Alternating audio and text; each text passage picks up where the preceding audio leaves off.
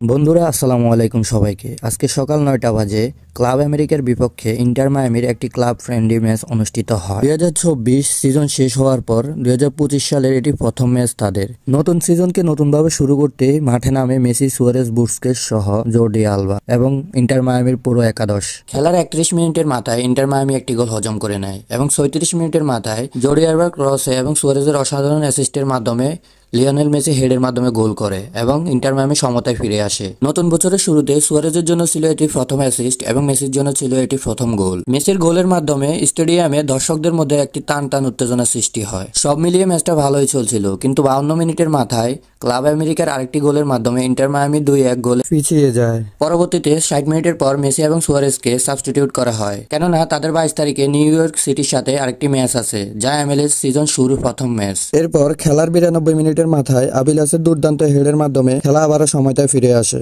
আসসালামু আলাইকুম সবাইকে, সবাই ভালো থাকবেন। দেখা হবে পরবর্তী একটি ভিডিওতে।